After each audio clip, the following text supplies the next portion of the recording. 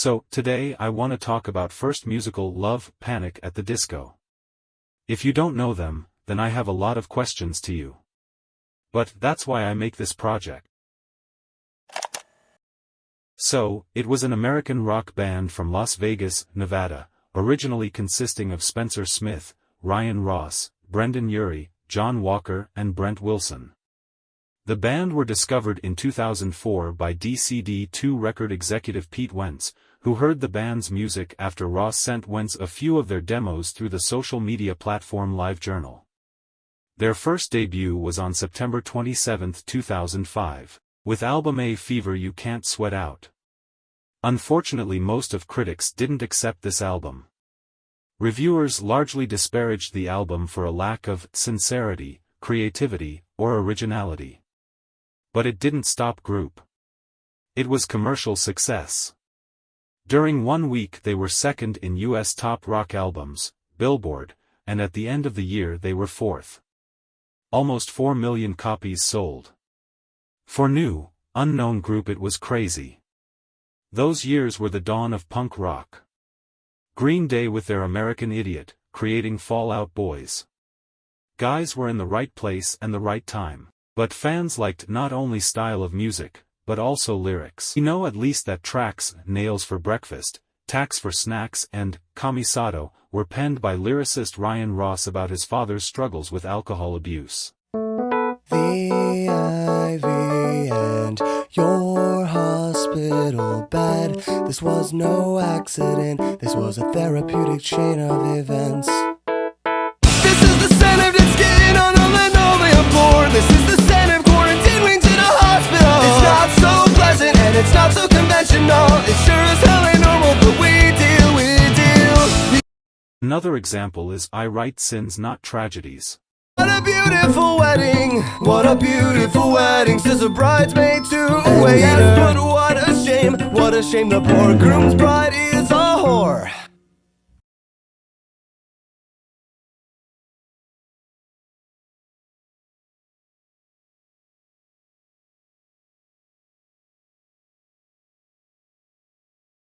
Haven't you people ever heard of closing a goddamn door? No, it's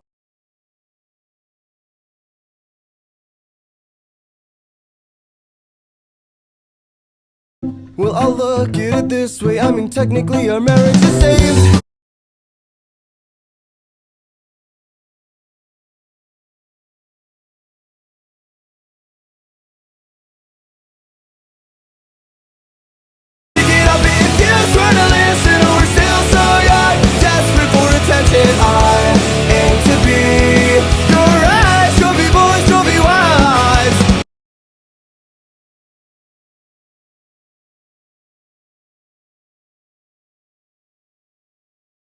The people inside, what a wonderful caricature of intimacy inside. There are some discussions still about this album. Was it so good? And in my personal opinion, 100% it was amazing. It gave life to one of the most successful and the most problem group in punk rock. But about this we will tell lately. To be honest, I don't want to tell about the second and third albums, Pretty Odd, and Vices and Virtues, but there is good reason for this. For our story, more important is that happened after these albums. Suddenly in July 6, 2009, Ryan Ross and John Walker announced via the band's official website that the two were leaving the band. Pattern of members leaving in very similar circumstances, being unable to stand touring lifestyle and having drug/alcohol problems, then leaving amicably, according to band's official statement, only for the ex-members to start dropping hints of animosity. Most fans were really disappointed either this fact. But the longer it goes on, the worse it gets. One album later, the only person left in the band was just Brendon Urie. He brought in Dallon Weekes as an official member for the next project, but he too split with Brendon, on good terms. It can look like the end of the story, but no. Soon Dallon's wife wrote that his husband was scammed. She publicly revealed that Dallon was paid significantly, like thousands of dollars, less than Brendon despite being the official member, to the point they were struggling to get by. And it is only one example of how he suffered. As I know there is no evidence that it is true and it is only rumor. But still, most of people believed him and there were so many shit about Brendan. For now, let's stop in scandals and just remember that only one person left in Group It is Brendon Urie. Here goes my second favorite album, Too Weird to Live, Too Rare to Die. Album is largely inspired by, and features thematic nods to Urie's hometown, Las Vegas. Prior to this album, the band had expressed ambivalence toward their hometown, however, it displayed a shift in their mentality. Urie discusses this shift in an interview. From our first record we were pretty bitter towards Vegas, because we couldn't play any shows. Every venue was 21 and older.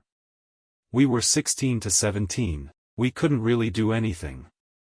That made us really mad, so we wanted to get out, and see the world to really get a new perspective and if you can really appreciate it. Having gone back in more recent years, I have a fresh new point of view and a new appreciation for Vegas. I don't carry that bitterness anymore and I wanted to celebrate it.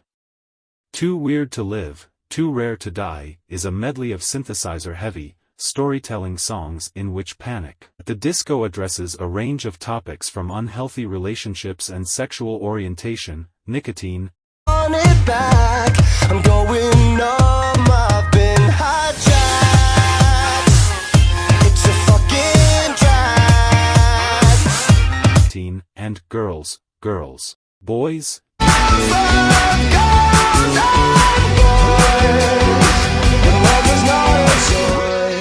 To Las Vegas nightlife and promiscuity, Vegas lights and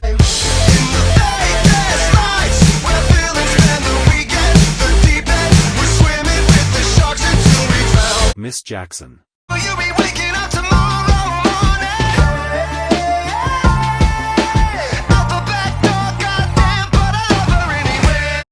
The album's opener, This Is Gospel, is an angsty song with a powerful chorus that broadcasts frontman Brendon Urie's incredible vocal range and ability to belt at the top of his lungs. Let me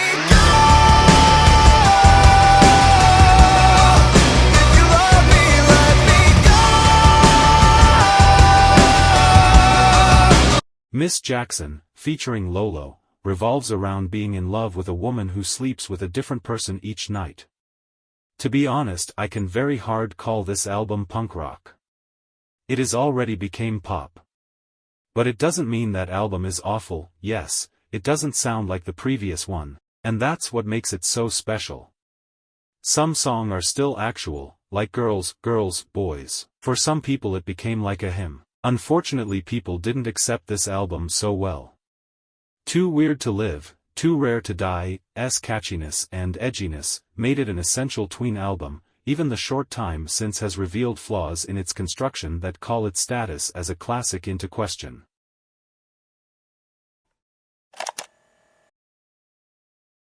And here we go, the most, I would say, problematic period of time, album, Prey of the Wicked. It was released on June 22, 2018.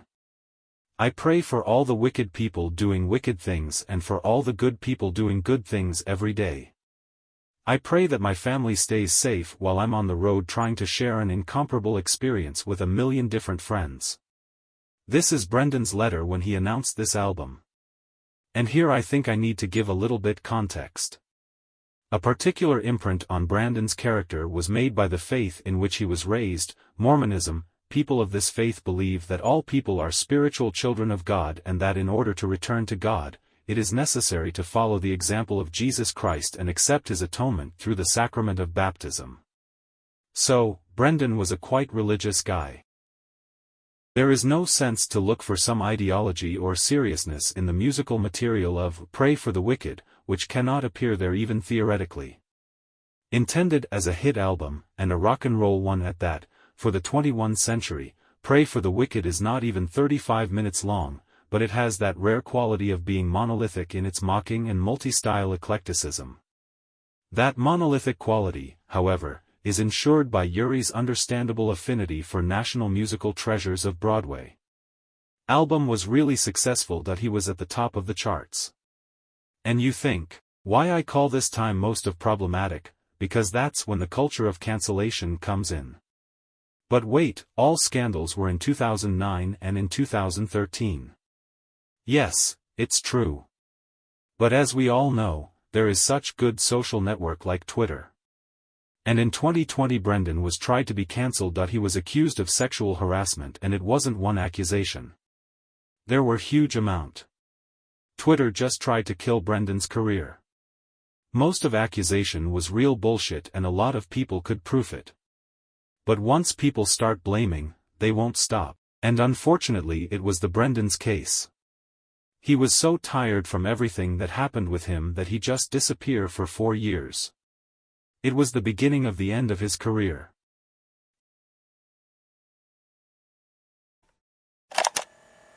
On May 14, 2022, website titled shutupandgotobed.com launched. Nobody expected it.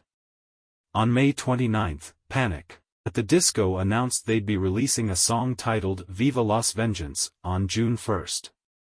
It was the first single after a long silence. And after some days Brendan told that there will be new album with name, Viva Las Vengeance.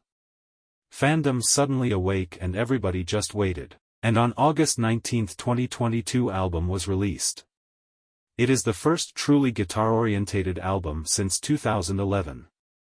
The instrumentation isn't limited to the standard rock band kit, such was never the case with Panic, but there's no doubting the main accents. This is an ultra-dynamic album that oozes life, energy, and fun. Viva Las Vengeance.